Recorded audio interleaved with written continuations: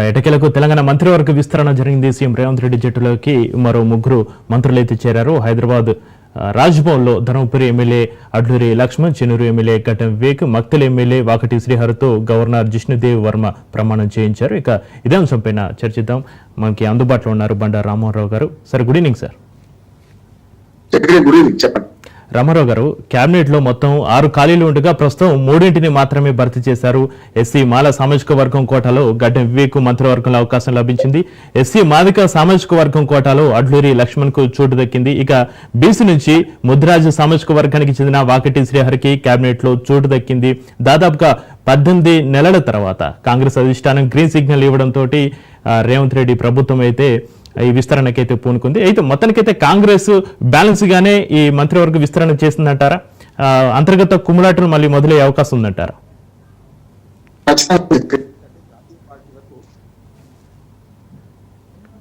రామ్మోహన్ రావు గారు, జాతీయ పార్టీలు ఒక రకంగా చెప్పాలంటే సామాజిక సమతుల్యత పరచడానికి పెద్దపీట వేస్తాయి స్పష్టంగా. ఏ రకంగా చూసినా ఈ చూసిన కేంద్ర మంత్రివర్గంలో కూడా ఎంబీసీలకు మంచి పెద్దపీట వేశారు కదా బీజేపీ ప్రభుత్వం కూడా.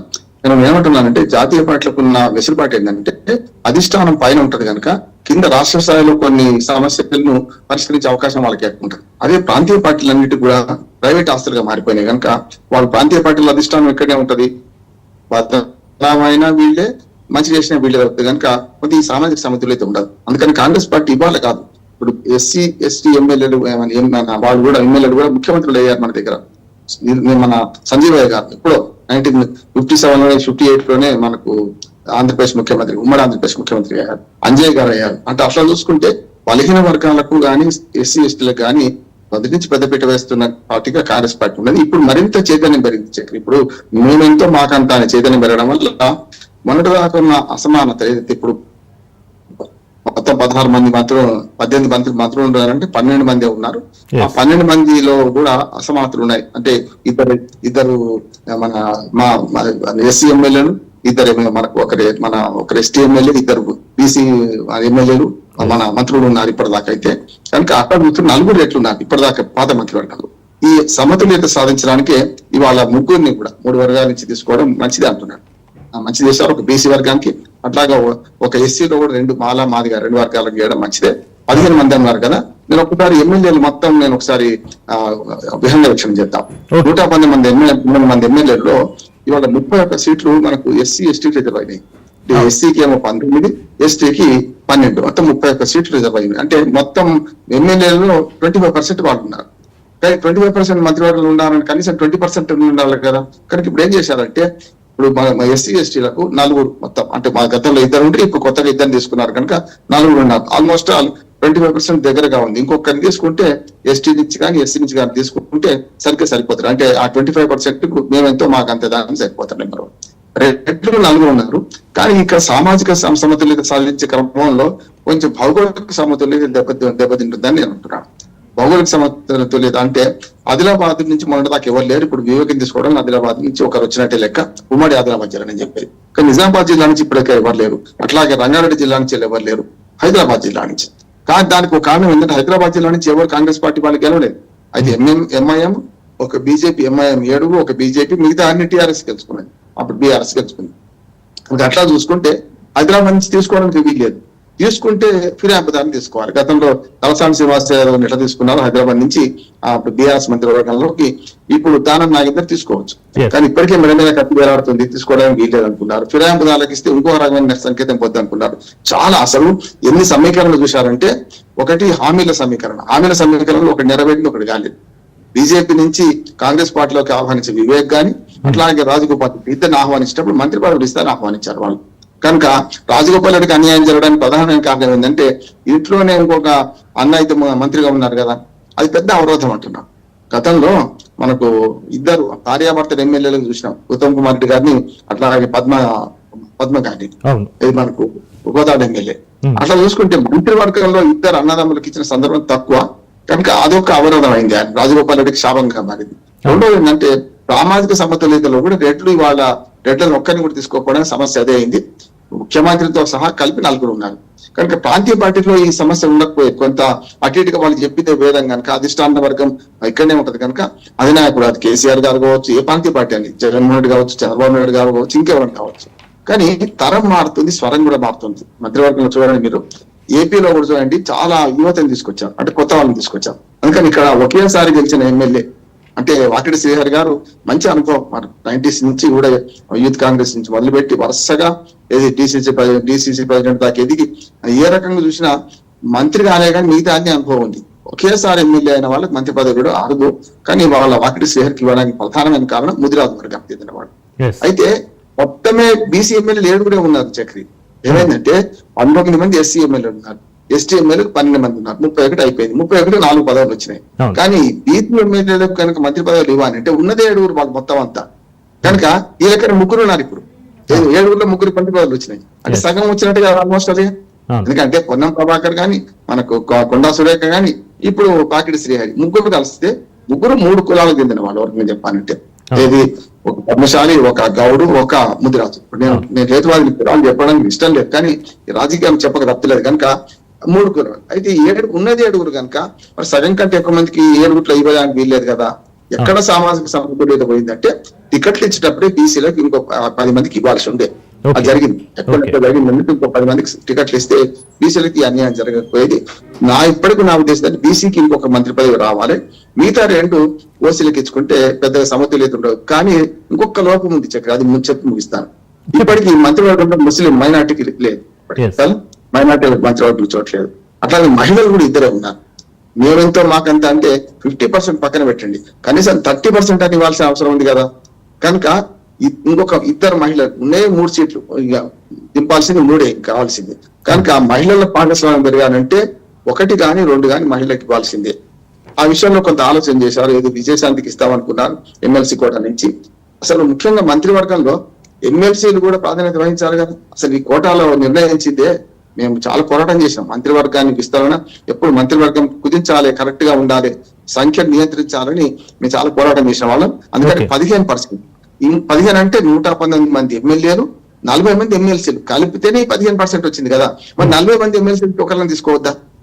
కనుక ఇప్పుడు 2 సభలు, ఉభయ సభల్లో పెద్దల సభ ఏదైతుందో విధాన మండలి ఉందో, విధాన మండలి నుంచే ఈ 3 సీట్లు ఇస్తే ఇంకా బాగుంటది అనుకుంటున్నాను.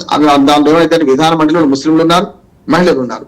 కనుక అక్కడే తీసుకుంటే ఆ సమతుల్యత కోసమే ఆగింది అనుకుంటున్నాను. ఏదైనా సరే ఇక్కడ ఆశావాలు ఎక్కువైపోయి పదవులు తక్కువ అయిపోయినాయి కదా. ఉంటాయి, ఆశావాలు ఎక్కువ ఉంటారు. ముఖ్యంగా చూస్తున్నారు కదా, నేను చెప్పిన 32 + 7 బీసీలు 39 మంది పోతే మిగతా అందరు ఓసీలే కదా. 40 మంది మినహాయిస్తే ఇది మొత్తం 119, 40 పోతే మిగతా 80 అంతా ఓసీలే కదా, ముస్లింలతో సహా కదా. ముస్లిం ఎమ్మెల్యేలే 7 ఎంఐఎంకే ఉన్నారు, వేరే కాంగ్రెస్ పార్టీకి లేరు కదా. అంటే అందరూ ఎమ్మెల్యేలు కలిపితేనే, అంటే 7 ఏమో ఓన్లీ కాంగ్రెస్ పార్టీకి చెందిన ఎమ్మెల్యేలు అని చెప్పేది. ఇంకా మిగతా బీసీలు ఇందులో ఉన్నారు, మనకు బీఆర్ఎస్ పార్టీలో బీసీలు ఉన్నారు కదా. కలిపితే కూడా సగం మంది మొత్తం మిగతా వర్గాలకు ఉంటే సగం మంది ఓసీలు ఉన్నారు మొత్తం కలిపితే. కనుక సామాజిక సమతుల్యత పాటించడంలో జాతీయ పార్టీ కాంగ్రెస్ పార్టీ మంచిగా చేసింది అంటున్నాను. ఈ 3 తీసుకోవడంతో ఒక సంకేతం ఇచ్చింది. మేమెంతో మాకంతా అంటున్నారు, కులగణన చేశారు, 42% బీసీలకు ఇస్తామంటారు ఏదైనా సరే. కనుక ఆ దిశగా ప్రయాణం మొదలుపెట్టినట్టు లెక్క. కాకపోతే ఇందులో ఒక సమతుల్యత లోపించింది, జిల్లాల సమతుల్యత. నిజామాబాద్, రంగారెడ్డి, మనకు హైదరాబాద్, ఈ 3 జిల్లాల ప్రాధాన్యత లేదు.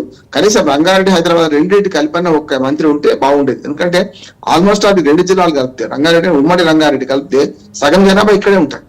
తెలంగాణలో ఉన్న సగం జనాభా, 1 కోటి జనాభా హైదరాబాద్ జిహెచ్ఎంసీ కాకుండా రంగారెడ్డి అంటే పాత వికారాబాద్ వస్తుంది ఇందులోకి, మేడ్చల్ మల్కాజ్గిరి వస్తుంది ఇందులోకి.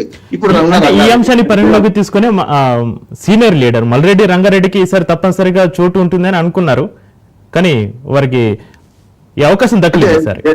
రెండోది సమస్య వచ్చింది చక్రి. ఎందుకంటే ఇప్పుడు రాజగోపాల్ రెడ్డికి ఇవ్వకుండా వివేక్ ఇవ్వడం వల్ల, ఉదాహరణ వివేకే ఇప్పుడు ఇవాళ ఇంటికి వెళ్ళాడు. ఇంటికి రాజగోపాల్ రెడ్డి గారి ఇంటికి మనం మీనాక్షి నటరాజన్తో పాటు వివేక్ కూడా వెళ్ళారు. అంటే వీళ్ళిద్దరు కూడా అక్కడి నుంచి కాంప్రమైజ్ అయ్యి ఇక్కడికి వచ్చారు. అంటే షరతుల ఒప్పందం మీద. మొదటి నుంచి మంత్రివర్గంలో ఇది చేరేటప్పుడు వీళ్ళు షరతులు పెట్టారు ఇద్దరు కూడా. బీజేపీ నుంచి వీళ్ళిద్దరు కాంగ్రెస్ కి వచ్చేటప్పుడు మేము అధికారంలోకి వస్తే మంత్రి పదవి ఇవ్వాలని అనుకున్నారు, అంటే షరతుల పద్ధతిలో.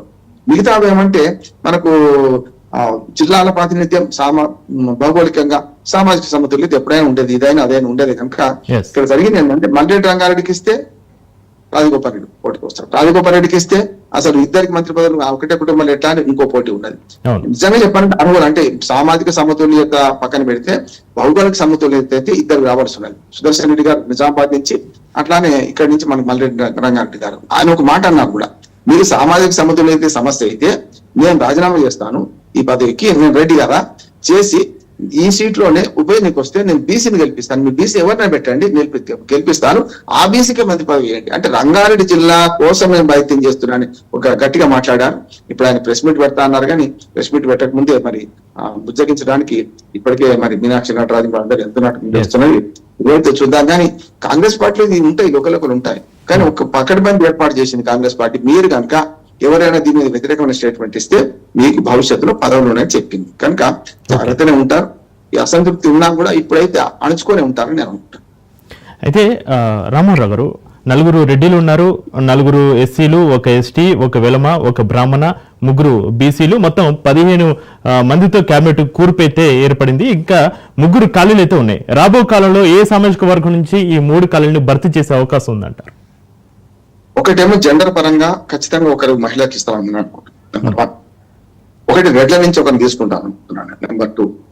నెంబర్ 3 ఏంటంటే ఎస్టీలు ప్రాతినిధ్యం చూసుకుంటే ఉన్నారు ఎస్టీలు కనుక రామచంద్ర నాయక్ గారికి ఇప్పుడు ఉప సభాపతి ఇచ్చారు కనుక కొంతవరకు సస్టైన్ అయినట్టు లెక్క. ఇప్పుడు సీతక్క గారు ఎస్టీ నుంచి ఉన్నారు, అట్లా మరి రామచంద్ర నాయక్ గారికి ఇస్తే ఎస్టీలు. ఇంకోటి ఏంటంటే ఎస్టీలలో కూడా లంబాడి వర్గం కూడా కోరుతున్నది, ఆమె కాదు ఇది మన సీతక్క కనుక లంబాడి వర్గం నుంచి ఇప్పుడు న్యాయం చేసినట్టు లెక్క ఒకరికి అయితే కనుక అది కూడా డోర్నకల్ ఎమ్మెల్యేగా చూసుకుంటే గతంలో మా టీఆర్ఎస్ మంత్రివర్గంలో కానీ అట్లా వరంగల్ జిల్లా నుంచి ప్రాతినిధ్యం ఉండే.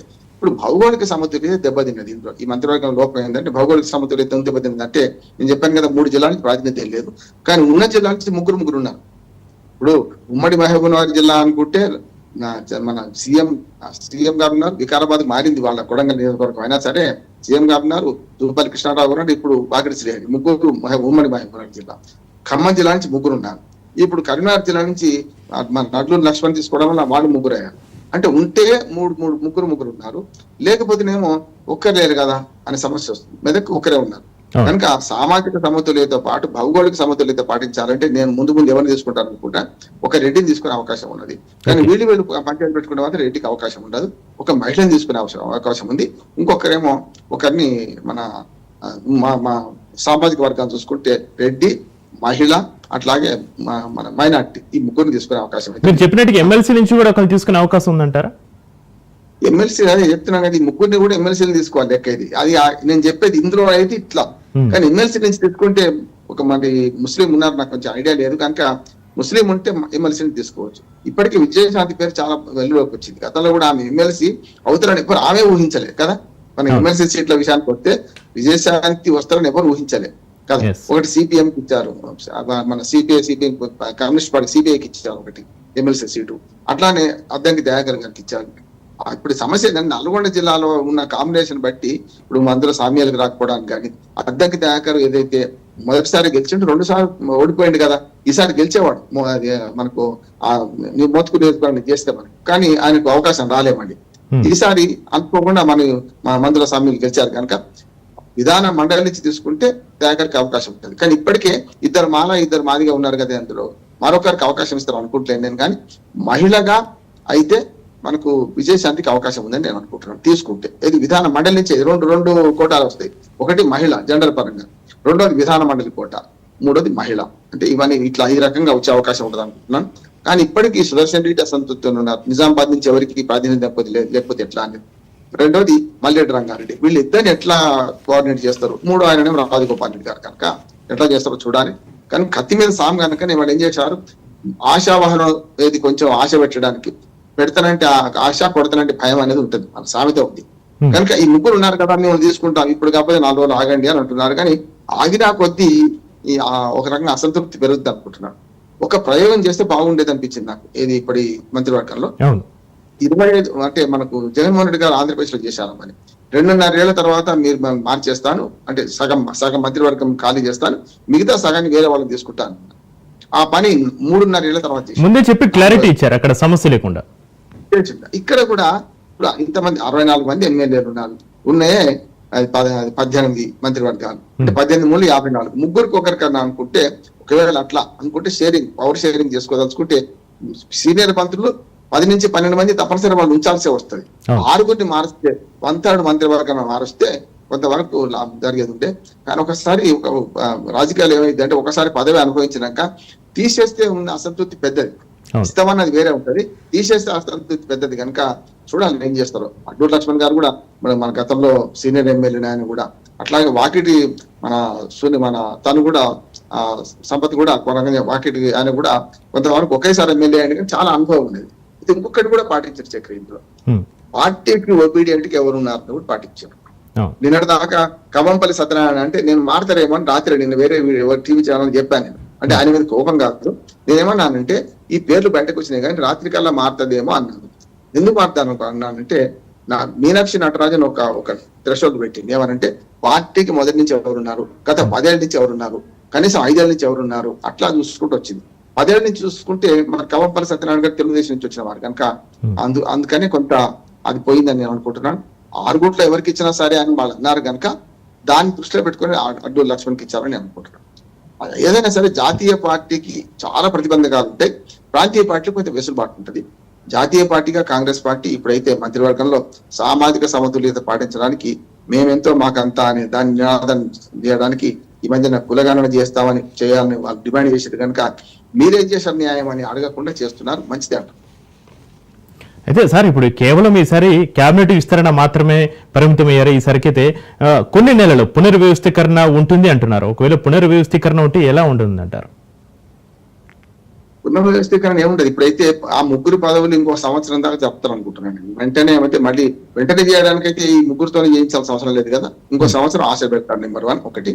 రెండోది కొన్ని పదవులు నింపడానికి ఉన్నది. ఇప్పుడు విప్ ఉన్నది, విప్ పదవి ఉన్నది, విప్ కూడా కేబినెట్ హోదానే కనుక విప్పుల పదవి నింపొచ్చు. కానీ అన్నిటికంటే నాకు నా పెద్ద ఛాలెంజ్ వీళ్ళ దగ్గర ఏంటంటే అసలు కింది స్థాయి కార్యకర్తలు గుర్తిస్తున్నారా? ఇప్పుడు మంత్రి పదవి గురించి మాట్లాడుతున్నాం మనం, కానీ చాలా కింది స్థాయి ప్రతి నియోజకవర్గంలో ఆలయ కమిటీలు ఉన్నాయి, దేవాలయ శాఖ పరిధిలో ఆలయ కమిటీలు ఉన్నాయి, అవి నింపలే ఇప్పటి వరకు. అట్లాగే మార్కెట్ కమిటీ చైర్మన్లు ఉన్నారు, అవి నింపలే ఇంతవరకు. అంటే అపాయింటెడ్ ఆహార సలహా సంఘాలు కానీ, గ్రామ స్థాయిలో మండల స్థాయిలో ఆహార సలహా సంఘాలు ఉంటాయి, అట్లాగే అసైన్మెంట్ కమిటీస్ ఉంటాయి. ఇవి నింపితే అసలు నిజంగా గ్రామ స్థాయిలో పనిచేసేది వాళ్ళు కదా. కాంగ్రెస్ పార్టీ గమనించాల్సింది ఏంటంటే కింది స్థాయి పదవి నింపితే మార్కెట్ కమిటీ చైర్మన్ ఎమ్మెల్యే తర్వాత ఎమ్మెల్యే అనుకుంటారు, కనుక అటువంటి కొన్ని నింపారు, ఇప్పటికే చేయొచ్చు. కార్పొరేషన్లు కూడా ఇంకా కొన్ని ఖాళీగా ఉన్నాయి, వాటిని నింపడం, ఇవన్నీ చేస్తుంటే మెల్లమెల్ల చేసుకుంటే పోతే అవుతుంది. అంటే పదవులు ఏవైతున్నాయో ఈ 3 ఏళ్ల ఆల్మోస్ట్ 1.5 years అయిపోయింది కనుక ఉన్న 3.5 ఏళ్లలో 6 నెలల ముందు ఎలక్షన్స్ వస్తాయి అనుకుంటే 3 ఏళ్లే కదా ఉన్నది. అయితే ముందున్నది 3 ఏళ్లే కనుక ఈ 3 ఏళ్లలో అపాయింటెడ్ పదవులని 2 ఏళ్లకు ఉంటాయి కనుక రెండోసారి అపాయింట్ చేయడానికి అవకాశం ఉంటుంది. ఇప్పటికే ఆలస్యం చేశారు. కార్పొరేషన్ చైర్మన్లుగా అపాయింట్ చేసిన వాళ్ళు 2 ఏళ్ల పదవులు ఇంకో 6 నెలలు అయిపోతున్నది.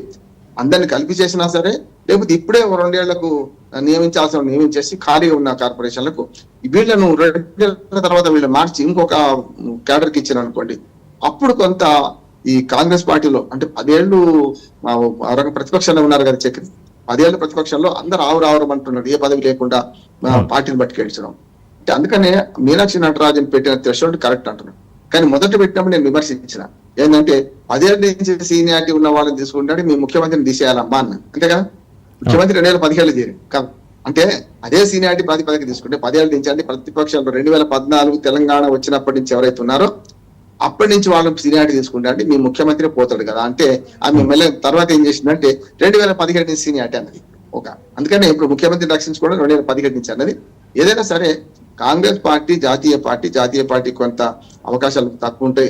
ఇంత పెద్ద 119 మంది ఎమ్మెల్యేలు 65 మంది ఎమ్మెల్యేలు వాళ్ళకు ఉన్నారు. ఇప్పుడు 65లో సమతుల్యత సాధించాలంటే కొంచెం కష్టమే, కత్తి మీద సాము కర్ర మీద సామే కనుక తీగ మీద గారిడే కనుక చేసిండ్రు. ఇప్పుడు ఈ 3 మాత్రం ఒక సంకేతం ఇచ్చింది ఏంటంటే మేము సామాజిక సమతుల్యత కట్టుబడి ఉన్నాం అనే సంకేతం మాత్రం బలంగా ఇచ్చారంటుంది. అయితే సార్ ఇప్పుడు ధర్మపురి ఎమ్మెల్యే అడ్లూరి లక్ష్మణ్కి మంత్రి పదవి రావడంతో విప్ పదవి భర్తీ చేస్తే ఒకవేళ ఏ సామాజిక వర్గం నుంచి తీసుకునే అవకాశం ఉందంటారు విప్ పదవికి? రెడ్లకు అన్యాయం జరిగిందని ఒకటి ఉంది కదా, 3 ఉన్నారు. ఒకవేళ కేబినెట్ హోదానే కనుక విప్ అయినా కనుక రేపు పొద్దున జెండా వందనం చేయాలంటే నిజామాబాద్ జిల్లాలో రేపు వచ్చేది 15th ఆగస్టు. ఎవరు జెండా వందనం చేయాలి అంటే కలెక్టర్ తో పాటు 15th ఆగస్టు నాడు అయితే ఖచ్చితంగా జెండా వందనం చేయాలి కనుక అట్లా ఏమంటే సుదర్శన్ రెడ్డికి ఏమైనా అవకాశం ఇస్తారో కానీ అనుకుంటున్నాను నేను. అసలు ప్రాతినిధ్యం అని చెప్పి అట్లాగే రెండు సమతుల్యత, సామాజిక సమతుల్యత కోసం రెడ్లకు ఒకటి ఇద్దాం అనుకుంటే ఆయనకి ఇవ్వచ్చు, లేదంటే విప్పుగా మల్రెడ్డి రంగారెడ్డి గారు కూడా ఇవ్వచ్చు. అందుకని ఇప్పుడు బుజ్జగింపులో భాగంగా వీళ్ళ ముగ్గురిని బుజ్జగిస్తున్నారు. అందులో ఈ ముగ్గురులో ఎవరైనా విప్పు అవుతారని నేను అనుకుంటున్నాను. ఎందుకంటే అల్లూరి లక్ష్మణ్ విప్పుగా పోతే ఇది ఒకటి జరుగుతుందని నేను అనుకుంటున్నాను. నెంబర్ 1. రెండోది ఏంటంటే మహిళలకు అవకాశంలో మాత్రం విధాన మండలించే ఉంటది అనుకుంటున్నాను. విజయశాంతికి అవకాశం ఒక బీసీకి ఇచ్చినట్టు కూడా ఉంటదని ఒక మాట వస్తుందని నేను అనుకుంటున్నాను. ఎందుకంటే ఇప్పటికే ఒక ఎస్టీ ఉన్నారు, ఒక బీసీ ఉన్నారు. బీసీ రెండు కోటల్లో వస్తుంది విజయశాంతి ఇది. అయితే బీసీకి వస్తుంది, విధాన మండలి నుంచి కూడా వస్తుంది. అట్లా ఏమన్నా అవకాశం ఉంటుంది అనుకుంటున్నాను. చూద్దాం ఏం చేస్తుంది. కానీ ఈ 3 మంత్రి పదవులు మాత్రం ఇప్పటింతా నింపారు. ఇంకో 1 year లోపల కాదని నేను అనుకుంటున్నాను. అయితే సార్ ఇప్పుడు సీఎం రేవంత్ రెడ్డి జట్టులకైతే మరో 3 మంత్రులు అయితే చేరారు. ఎవరెవరికి ఏ శాఖల్ని అప్పచెప్తే సమర్థవంతంగా వారు నెరవేర్తేస్తారంటారు? ఇప్పటికి ఎక్కువ శాఖలు 2 ఇద్దరి దగ్గర ఉన్నాయి. ఒకటేమో విద్యాశాఖ, అట్లాగే మన మున్సిపల్ గా శాఖ మన సీఎం మన రేవంత్ రెడ్డి గారి దగ్గర ఉన్నాయి. 2 శాఖలు ఎక్కువ ఉన్నాయి. జనరల్ అడ్మినిస్ట్రేషన్ అన్ని శాఖలు అందరికీ అప్పచెప్పి జనరల్ అడ్మినిస్ట్రేషనే ఉంచుకుంటారు జనరల్ గా. హోంశాఖ కదా, హోంశాఖ ఎవరికి లేదు కనుక శాఖల కేటాయింపులు ఈ 3 అనుభవశూన్యులు కనుక పెద్ద అనుభవం లేదు కనుక వీళ్ళకైతే హోంశాఖ ఇచ్చే అవకాశం అయితే లేకపోవచ్చు. కనుక విద్యాశాఖ, ఇంకో శాఖ ఈ 2 సీఎం దగ్గర అదనంగా ఉన్నాయి, కేటాయిస్తారని అనుకుంటున్నాను. అట్లాగే సివిల్ సప్లైస్ ఈ మన భారీ నీటిపారుదల శాఖ మంత్రిగా ఉత్తమ్ కుమార్ రెడ్డి గారు ఉన్నారు. సివిల్ సప్లైస్ ఎవరికైనా వీళ్ళకి అప్పచెప్తారు అనుకుంటున్నాను. అంటే భారం తగ్గించడానికి అయితే ఈ ఇద్దరి నుంచే ఎక్కువ, ఈ 2 శాఖలు ఎక్కువ ఉన్నాయి కనుక ఈ రేవంత్ రెడ్డి గారి శాఖ, ఆ శాఖల్లో 2, అట్లానే ఇక్కడి నుంచి 2 ఒకటి తీసుకొని ఉత్తమ్ కుమార్ రెడ్డి గారి దగ్గర శాఖ ఒకటి తీసుకొని ఇస్తారేమో అనుకుంటున్నాను. మళ్ళీ రీషఫల్ చేస్తే మాత్రం అన్ని మార్చాల్సి వస్తుంది. అప్పుడు హోం శాఖను కూడా వదులుకోవాల్సి వస్తుంది. అంటే ఉన్నంతలో ఇప్పుడు ఉన్న దాంట్లో మాత్రమే ఎక్సెస్ ఉన్న శాఖలను కనుక ఇస్తే ఈ 3కి అడ్జస్ట్ చేయొచ్చు. ఒకవేళ మొత్తం హోంశాఖతో సహా చేయదలుచుకుంటే అప్పుడు అంటే మనం రీషఫల్ చేసి అందరికి మంత్రివర్గం శాఖలు మారుస్తా అనుకుంటే మాత్రం హోంశాఖ ముఖ్యమంత్రి దగ్గర ఉంచుకోవడానికి వీలు లేదు అంటున్నాను. ఎందుకంటే ఇప్పటికే 2 సార్లు బదనామైంది. ఒకటేమో శాంతి భద్రత విషయాల్లో చిన్న సంఘటనలు జరిగిన హోంమంత్రి నీవే కదా అని బదనం చేశారు ఆయన రేవంత్ రెడ్డి గారు. అట్లాగే విద్యాశాఖలో అయితే హాస్టళ్ల మీద మరణాలు, భోజనం చేసి మరణాలు ఇవి చూసినాం కదా, దాని మీద విద్యాశాఖ మంత్రి లేకపోతే ఎట్లా? ప్రధానంగా విద్యాశాఖ, హోమ్ మినిస్టర్, సివిల్ సప్లైస్ ఈ 3 ఉన్నాయి. ఈ 3 అయితే ఇప్పుడు ఈ అనుభవం లేదు వీళ్ళకైతే ఇచ్చే అవకాశం లేదు కనుక మొత్తం రిషఫల్ చేస్తారా? ఇస్తే మాత్రం హోంశాఖ అట్లాగే ఉంచుకొని నేనున్న విద్య అట్లాగే సివిల్ సప్లైస్ మంత్రులుగా వీళ్ళు పనిచేస్తారు. నష్టం ఉంది, కొత్త వాళ్ళని నేర్చుకుంటారు కనుక ఇస్తే వీళ్ళు 2 శాఖలు 3 శాఖలు వీళ్ళు అదనంగా ఉన్న శాఖలు ఇచ్చే అవకాశం అయితే ఉందని నేను అనుకుంటున్నాను. అయితే సార్ ఇక మంత్రివర్గ విస్తరణలో చోటు దక్కని ఎమ్మెల్యేలు తీవ్ర నిరాశలో ఉన్నారు. పదవులు దక్కించుకున్న వారు సంబరాలు మునిగితే ఆశించి భంగపడ్డ నేతలు తీవ్ర అసంతృప్తిలో ఉన్నారు. వీరిని ఏ విధంగా బుజ్జగించే అవకాశం ఉందంటారు కాంగ్రెస్ అధిష్టానం? ఇప్పటికే మొదలైన నష్ట నివారణ చర్యలు ముందు పెడుతున్నారు. రాత్రి నుంచి ఒక రకంగా పాలకతో ఉన్నారు. మరి ఇప్పటికైతే మనం మాట్లాడుకున్న టైంలో అయితే 7:30 దాటినా కూడా ఇప్పటికైతే మరి మల్రెడ్డి రంగారెడ్డి గారు ప్రెస్ మీట్ పెట్టినట్టు కనపడతలేదు. కొంచెం ఎప్పుడైనా బెదిరింపు లేకపోతే ఎవరు వినరు కదా. ఇప్పుడు మన ఇంట్లోనే మన పిల్లలు మారం చేసి చేతిలో ఏది ఉంటే అది ఇస్త్రీ కొడతారు కదా, పిల్లలే చంపుకోలేదు. ఇది అంతే. ఉద్దేశం పార్టీలో విన్నర్ గా వాళ్ళు మాట్లాడుతుంటారు. అంతేందుకు మాట్లాడటం కాదు, గతంలో ఇదే వెంకటస్వామి ఏమన్నాడు, నాకు పదవి లేకపోతే నేను బీజేపీలో ఉంటే ఇప్పుడు కేంద్ర మంత్రిని అయ్యేవాడిని అని డైరెక్ట్ చెప్పిండు ఆయన కదా. కేంద్ర మంత్రిని ఆయన అన్నాడు. ఇప్పుడు ఆయనకు వివేక్ వెంకటస్వామి మంత్రి పదవి ఇవ్వడం ద్వారా ప్రేమ్ సాగర్, ఇంకొకరు మర్చిపోయాం, ప్రేమ్ సాగర్ రావు గారు మంచిర్యాల ఆయన డైరెక్ట్ చెప్పిండు, ఒకరానికి ఫిరాయింపు దానికి ఇస్తే నేను మరి మొదటి నుంచి పట్టుకెడుతున్నా కదా, కాంగ్రెస్ పార్టీ ఉన్నా కదా, ఆ దివాకర్ రావుతో కొట్లాడిన కదా, టీఆర్ఎస్ ఎమ్మెల్యే, అంతకుముందు అరవింద్ రెడ్డి గారితో కొట్లాడిన కదా, ప్రతిసారి నాకు టికెట్ ఇస్తున్నా ఓడిపోతున్నా కదా, ఈసారి గెలిచిన కదా, నా సంగతి ఏంటని అడుగుతారు కదా ఆయన. గతంలో మాజీ ఎమ్మెల్యే మంచిర్యాల ఎమ్మెల్యే ప్రేమ్ సాగర్ రావు గారు చాలా సీనియర్ లీడర్, వారికి తప్పనిసరిగా ఈసారి కేబినెట్ లో చోటు ఉంటుందని కూడా అందరూ ఆశించారు అన్న. అంటే ఒకే జిల్లాకి మళ్ళీ వివేక్ కు రూల్ క్లియర్ కావాలంటే ఆయనకి ఇవ్వద్దు. రెండోది ఏంటంటే విలమ సామాజిక వర్గానికి ఇప్పటికే ఆల్రెడీ ఒకరు ఉన్నారు. నిజంగా చెప్పాలంటే ఇదంతా అన్ని పార్టీలో జరిగేది చక్రి. గతంలో మనం చూసాం కేసీఆర్ గారు, ఇప్పుడు రకంగా చెప్పాలంటే తెలంగాణ వాది, తెలంగాణకు మొదటి నుంచి కోరుకున్న వాడే గాని వారికి ఉపసభాపతి ఇచ్చి విలమ సామాజిక వర్గానికి అంతకుముందు విజయరామారావు గారు ఉన్నారు, ఖైరతాబాద్ ఎమ్మెల్యే, అంతకుముందు ఆయనకి ఇవ్వడం వల్లనే కదా ఇప్పుడు ఈయన అదిగి పార్టీ పెట్టినప్పుడు కదా. అంటే ఒక్కోసారి రాజకీయ సమీకరణలో ఒక అసంతృప్తి ఉంటే మొత్తం సీనే మారిపోయే అవకాశం ఉంటుంది కదా. అంటే దానికి నాంది ప్రస్తావన కేసీఆర్ గారు కేవలం పదవి రాకపోవడం వల్లనే నేను మన టిఆర్ఎస్ పెట్టి అంటే నేను, కానీ అది ఒక కారణం కూడా అయింది కదా. ఇవాళ కూడా వెలమ సామాజిక వర్గానికి జూపల్లి కృష్ణారావు గారు మహబూబ్ నుంచి ఉన్నారు, మరి ప్రేమసాగర్ రావుకి ఇవ్వాలంటే తక్కువ కదా, తక్కువ శాతం కదా వాళ్ళు ఎమ్మెల్యేలు కదా. ఎమ్మెల్యేలు తక్కువ శాతమే, సమాజంలో కూడా తక్కువ భాగమే కనుక ఇవ్వడానికి వీలేకపోవచ్చు. మరి ఒకవేళ నేను చెప్పిన సమీకరణంలో రెడ్లు ముగ్గురు పోటీ పడుతున్నప్పుడు మరి వెలమ సామాజిక వర్గాన్ని విప్పుకి ఇస్తే, ఎందుకంటే కరీంనగర్ జిల్లాను ఆనుకోనే ఇప్పుడు ప్రేమసాగర్ రావు గారి నియోజకవర్గం ఉంటుంది ఆల్మోస్ట్. గత పాత లక్ష్మీపేట, ఇప్పుడు మంచిర్యాల, ధర్మపురి ఇటుపక్క ఉంటుంది నదికి, గోదావరి నదికి ఇటుపక్క, అటు దిక్కేమో మంచిర్యాల నియోజకవర్గం ఉంటుంది. లక్ష్మీపేట అవన్నీ కలిపే మంచిర్యాల నియోజకవర్గం. కనుక అట్లా చూసుకుంటే ఒకవేళ కరీంనగర్ కు మూడు పదవులు దక్కినాయి కదా, ఆదిలాబాద్ కు రెండోది ఎందుకు ఇవ్వద్దు ఏదైనా ఒక విప్పుగా అంటే ప్రేమసాగర్ రావుకి అవకాశం ఉంటుందని నేను అనుకుంటాను. ఆయన కొంచెం మొండిగా ఉన్నాడు, ఇప్పుడు వేవేక వెంకటస్వామిని వ్యతిరేకించే దశలో ఉన్నాడు కనుక ఒకవేళ ఆయనకి ఇస్తే కొంత సామాజిక సమతుల్యత కూడా, అంటే వెలమకు కూడా ఇంకొక, అంటే గత ప్రభుత్వంలో వెలమ రాజ్యం అని ఉన్నారు, ఈసారి కాంగ్రెస్ అంటే రెడ్డి రాజ్యమైన పేరుంది, కానీ దాన్ని దూరం చేయడానికే ఇప్పుడు ఈ కసరత్తు అంతా చేశారని నేను అనుకుంటున్నాను. అట్లయితే విప్పుగా ఈ ముగ్గురు రెడ్ల మంది ఎవరికి ఇచ్చిన కష్టం అనుకున్నప్పుడు ఆ ప్రేమసాగర్ రావుకు విప్పోయే అవకాశం ఉంటుంది. అటూరు లక్ష్మణ్ గారికి కరీంనగర్ జిల్లా నుంచి పక్క మన పాత ఆదిలాబాద్ జిల్లాకి ఇచ్చినట్టు అవుతుంది నేను అనుకుంటున్నాను. అట్లా కూడా చేయొచ్చు కావచ్చు. సార్, ఇప్పుడు ముఖ్యంగా నిజామాబాద్ ఎమ్మెల్యే సుదర్శన్ రెడ్డి, మునుగోడు ఎమ్మెల్యే కొమ్మటిరెడ్డి రాజగోపాల్ రెడ్డి ఇంటికి సీనియర్ నేతలు చేరుకున్నట్టుగా తెలుస్తుంది. అయితే వీరు ఏమైనా కాస్త మెత్తపడే అవకాశం ఉందంటారా, లేదంటే అంతర్గత కుమ్మలాటలు ఎక్కువ పెరిగిపోయే అవకాశం ఉందంటారా? ఇప్పుడైతే బయటపడరు. నా ఉద్దేశం ఏంటంటే అధికార పార్టీని కాదని బయట పార్టీ పెట్టుకునే దుస్సాహసం అయితే ఇప్పుడు ఎవరు చేయాలనుకుంటున్నాను. ఒకటే రాజగోపాల్ రెడ్డి గారు కూడా ఆయనకు వేరే అవకాశాలు ఇస్తామని చెప్తారు, లేకుంటే పార్టీలో ముఖ్యమైన స్థానం ఇస్తారంటారు. ఇప్పుడు పార్టీ కమిటీ వేయలే కదా, రాష్ట్ర కమిటీ వేయలే ఇంకా, కనుక రాష్ట్ర కమిటీ అఫీషియల్ గా వేయాలంటే దానిలో కూడా ముఖ్యమైన అవకాశం ఇస్తా ఉంటారు. అప్పుడు కొంత వెసులుబాటు ఉంటుంది అనుకుంటారు. అట్లా అంటే పార్టీ పని చేయమని చెప్తే వింటాడా రాజగోపాల్ రెడ్డి అని చెప్పలేం, కానీ ప్రేమసాగర్ రావు గారు కానీ సుదర్శన్ రెడ్డి గారు కానీ మొదటి నుంచి పార్టీ కట్టుబడ్డోళ్ళు. ఆ లెక్క రాజగోపాల్ రెడ్డి గారే మన మీనాక్షి నటరాజులు పెట్టిన గీట్రాయికి పనికి రాదు యాక్చువల్ గా కదా. 2017 కన్నా ముందు వచ్చిన వాళ్ళకి అవకాశం అంటే 2017 కన్నా ముందు లేరు కదా, పోయిండి వచ్చాడు. 2017 కంటే 18లో మునుగోడు ఎమ్మెల్యే కాంగ్రెస్ ఎమ్మెల్యే ఎన్నికైంది, కానీ మధ్యన ఉప ఎన్నిక తెచ్చుకొని అవసరం ఓడిపోయింది కదా. దాంతో ఏమైందంటే మధ్యన ఫిరాయింపుదారని పేరు తెచ్చుకున్నాడు కనుక రాజగోపాల్ రెడ్డికి అవకాశం ఉండకపోవచ్చు. మల్రెడ్డి రంగారెడ్డి కట్టర్ కాంగ్రెస్, అట్లానే ఇటు పక్కన మన సుదర్శన్ రెడ్డి గారు కట్టర్ కాంగ్రెస్. వీళ్ళిద్దరికి రెడ్లకు అయితే వీళ్ళిద్దరికి అవకాశం ఎక్కువ అనుకుంటున్నాను నేను. ఇప్పుడే వాళ్ళిద్దరికి ఇస్తే రాజగోపాల్ రెడ్డి గారు అడుగుతారనే భయంతో ఉంటే మాత్రం ప్రేమసాగర్ రావు గారికి విప్పు వచ్చే అవకాశం ఉండదు నేను అనుకుంటున్నాను. ఎందుకంటే ఆయన కూడా తగ్గేది అంటున్నాడు. చూద్దాం ఏం జరుగుతుంది. కానీ ఇప్పుడు మాత్రం వెంటనే తిరుగుబాటు బావుట ఎగిరేసి ఇప్పుడున్న కాంగ్రెస్ పార్టీ అధికారంలో ఉన్న పార్టీలో ఎమ్మెల్యే కూడా విలువనే కదా, తక్కువైతే కాదు కదా. ఇప్పుడు అందుకనే కదా 10 మంది టిఆర్ఎస్ ఎమ్మెల్యేలు ఈ పార్టీలో మారడానికి కారణం ఏంటిది? అభివృద్ధి కోసం అంటారు. అనడైనా సరే ఏనాడైనా సరే ఇప్పుడు అభివృద్ధి కోసం అనే దూడగడ్డి కోసం తాటి చెట్టు ఎక్కినట్టే లెక్క. వీళ్ళు సొంత పనుల కోసం, సొంత ప్రయోజనాల కోసం వస్తారు. కానీ ఫిరాయింపుదారులందరూ కూడా గతంలో బీఆర్ఎస్ లకు చేరిన అప్పుడు తెలుగుదేశం పార్టీ ఎమ్మెల్యేలు కావచ్చు, కాంగ్రెస్ ఎమ్మెల్యేలు కావచ్చు, మొత్తం పార్టీ సిఎల్పీనే వీళ్ళని చేసిన సందర్భం చూస్తే వాళ్ళు ఏమన్నారు, మా సొంతం కాదు మనకు నియోజకవర్గ అభివృద్ధి అన్నారు.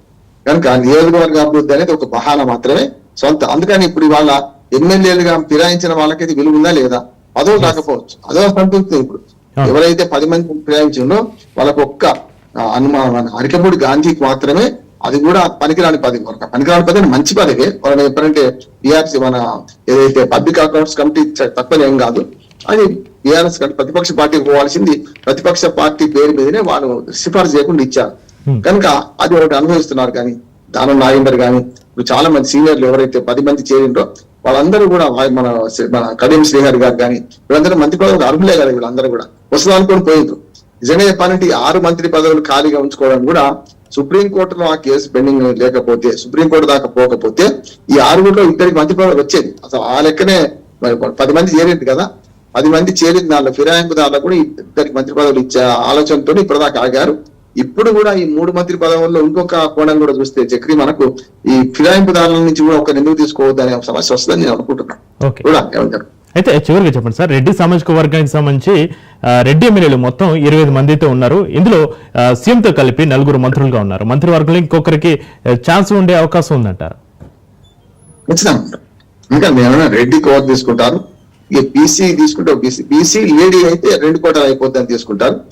మిగతా మూడోది మాత్రం విధాన మండలిని తీసుకుందామా, లేకపోతే మళ్ళీ ఒక బీసీ కూడా, ఎందుకంటే బీసీలు 50% పైగా ఉన్నారు కదా, కానీ బీసీలకు తీసుకపోవచ్చు. నేను రెడ్లకి ఇద్దరికి వచ్చి ఒక మహిళ ఒక బీసీ అట్లా రెండు కలిపి తీసుకుంటారా చూడాలి. అంటే ఈ మూడు మంత్రి పదవులు రెడ్డి సామాజిక వర్గంలో ఆశాభావాలు ఎక్కువ ఉన్నారు కదా, ఎలా సామాజిక న్యాయం చేసే అవకాశం ఉందంటారు? ఇష్టం అందుకని ఇప్పుడు అందుకని ఆటింది అదే. ఈ సమస్య ఏంటంటే పెంచినా కొద్ది పోతుందని దీన్ని తాత్కాలికంగా సస్పెండ్ చేసినట్టు లెక్క. రెడ్డి సామాజిక వర్గాల్లో ఈ ముగ్గురు అయితే గట్టిగా పోటీ పడుతున్నాడు. ముగ్గురు అయితే నింపలేరు కదా, అప్పుడు 7 అవుతారు కదా, మొత్తం మంత్రి వర్గాలు సగం ఆల్మోస్ట్ ఆల్ సగానికి వాళ్ళే వస్తారు కదా. కానీ ఒక్కరిని తీసుకుంటే ఎవరిని తీసుకోవాలని సమస్య వస్తుంది. ఒక్కరిని తీసుకుంటే మాత్రం ఒకరి విప్పు ఒకరి మంత్రి పదవి తీసుకుంటే మళ్ళీ రంగారెడ్డికి అట్లానే సుదర్శన్ రెడ్డికి అవకాశం ఉంటుంది నేను అనుకుంటున్నాను. రాజగోపాల్ రెడ్డికి పెద్ద అవకాశాలు ఎందుకు గండిపడుతున్నాయంటే వాళ్ళ అన్న మంత్రి కదా అనే సమస్య. బీజేపీ నుంచి చేసినప్పుడు కూడా వాళ్ళిద్దరు కూడా కొంచెం బ్లాక్ మెయిల్ రాజకీయాలు చేశారని, అమెరికాలో ఉండి తమ్ముడికి ఓటేయించమని చెప్పి వెంకటరెడ్డి గారు కూడా చేశారని అపవాదం ఉంది కనుక వాళ్ళిద్దట్లో అదే కదా సమస్య. నిన్న అంత పెద్ద చర్చ అంతా దాని మీద జరిగింది. రెడ్లకు గండిపడడానికి ప్రధానమైన కారణం ఏంటంటే అన్నదమ్ములిద్దరికి ఎట్లా ఇస్తాం, వాళ్ళిద్దరి మధ్యలో ఒక అండర్స్టాండింగ్ ఉండి ఒక 2.5 years ఒకరు 2.5 years ఒకరు ఒక అండర్స్టాండింగ్ ఉంటే అక్కడ సమస్య పోతుందంటారు. వెంకటరెడ్డి విడిచిపెట్టాడు, పెద్దవాళ్ళు ఎట్లా విడిచిపెడతారు, సమస్య అదే కదా. నిజంగానే మేము అన్నట్టు అట్లా జరిగితే బాగానే ఉండే కానీ అట్లా జరగదు అనుకుంటున్నాను. ఏదైనా సరే ఈ 3 మంత్రి పదవులు మెల్లగా అంటే ఇప్పుడు మేక స్థానాల్లాగా చూపించి 3 ఏళ్లలో 1 సంవత్సరం అయితే ఆలస్యం చేస్తారనుకుంటున్నాను. అప్పుడు ఏం చేస్తారంటే ఒకవేళ నిజంగా ఎక్కువ మంది తీసుకుందాం అనుకున్నప్పుడు అప్పుడు ఏం చేస్తారంటే ఎవరైతే మంత్రుల పనితీరుని బట్టి మేము మారుస్తామని ఒక సంకేతం ఇచ్చే అవకాశం అయితే ఉంటుందా, అదొక రేటు పెడతారు. ఇప్పుడు ఉన్న మంత్రుల్లో ఈ 15 మందిలో ఎవరైతే పర్ఫార్మెన్స్ తక్కువ ఉందో చేయలేకపోతున్నారో పెడతామని. ఇప్పుడు కొండా శీలకు మీద వేటు పడే అవకాశం ఉంది అనుకుంటున్నాను నేను.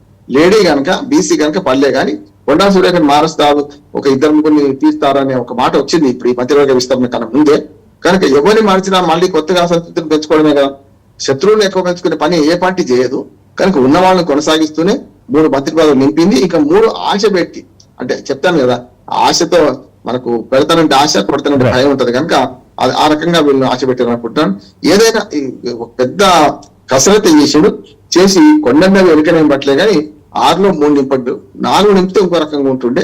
3 నింపిండ్రు, వీళ్ళ ఆశావాహం కోసం 3 నింపలేదని నేను అనుకుంటున్నాను. రైట్, థ్యాంక్ యూ రామారావు గారు. ఇక మంత్రి పదవులను ఆశించి భంగపడ్డ నేతలను కాంగ్రెస్ అధిష్టానం బుజ్జగిస్తుంది. మరి ఏమవుతుందో చూడాలి. ఇక కాంగ్రెస్ అంతర్గత కుమ్మలాటలు కొనసాగుతాయా లేకపోతే సమస్యని పరిష్కారం చేస్తుందా కాంగ్రెస్ అధిష్టానం వేచి చూడాలి. ఇది వాటి స్పెషల్ డిబేట్. చూస్తూనే ఉండండి రాజ్ న్యూస్.